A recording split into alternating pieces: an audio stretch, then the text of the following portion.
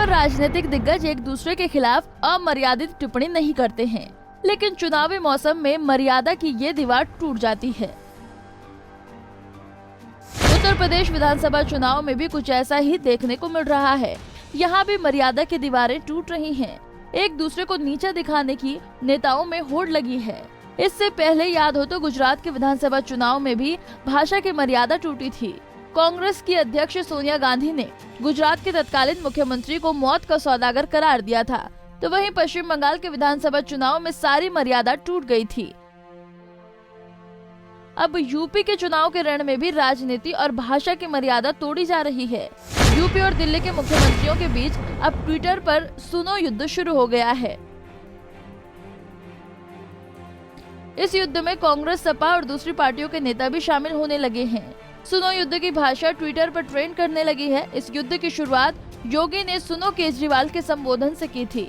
फिर क्या था, दिल्ली के मुख्यमंत्री अरविंद केजरीवाल ने भी सुनो योगी शब्द का इस्तेमाल कर इसका जवाब दिया। इसके बाद तो सुनो युद्ध की झड़ी ही लग गई। हालांकि इस शब्द की शुरुआत मुख्यमंत्री योगी आदित्यनाथ ने ही की थी। सुनो केजरीवाल, जब पूरी मानवता कोरोना की पीड़ा से करहा रही थी, उस समय आपने यूपी के कामगारों को दिल्ली छोड़ने पर विवश किया।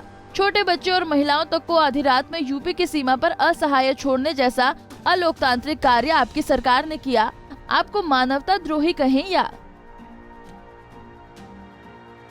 अब योगी ने इस ट्वीट पर दिल्ली के मुख्यमंत्री अरविंद केजरीवाल को जैसे का तैसा स्टाइल में जवाब दिया। सुनो योगी, आप तो रहने ही दो। जिस तरह यूपी के लोगों की लाशें नदी में बह रही थी और आप करोड़ों रुपए खर्च करके टाइम्स मैगजीन में अपनी झूठी वाहवाही विज्ञापन दे रहे थे, आप जैसा निर्दयी और क्रूर शासक मैंने नहीं देखा। तो वहीं आपके फायर ब्रांड नेता संजय सिंह भी इस सुनो युद्ध में कूद पड़े। सुनो योगी आदित्यनाथ, क्या तुमको नहीं लगता कि तुम्हारी भाषा मुख्यमंत्री के बजाय चौराहा छाप नेता की है? योगी और केजरीवाल के इस वाक युद्ध को देखकर कांग्रेस के नेताओं की आत्मा भी बेचैन हो गई और वो भी बेगानी की शादी में अब्दुल्ला दीवाने जैसे तर्ज पर सुनो युद्ध में कूद पड़े। छत्तीसगढ़ कांग्रेस ने अपने आधिकारिक ट्विटर हैंडल से दोनों को जवाब देते हुए लिखा, सुनो योगी केजरीवाल, तुम दोनों ये नूरा कश्ती करके देश को बेवकूफ न बनाओ। सच तो ये है कि जनता की दोनों को कोई फिक्र नहीं। दोनों ही नागपुर वालों के अरविंद नाव और योगी नाव हो। तो वहीं सुनो युद्ध में अखिलेश यादव भी कूद पड़े। अखिलेश ने सहारनपुर में कहा कि दिल्ली वाले मंत्री कह रहे थे कि अखिलेश जरा कान खोलकर सुन लो। उन्हें पता ही नहीं है कि हम लोगों ने बहुत पहले ही कान खोल कर रखे थे, केवल नाक और मुंह बंद रखे थे। हमारी आंखें भी खुली थी और कान भी खुली हैं। आपके नाक मुंह तो बंद थे, लेकिन इस बार 10 मार्च को आपकी आंखें भी खुल जाएंगी और कान भी खुल जाएंगे।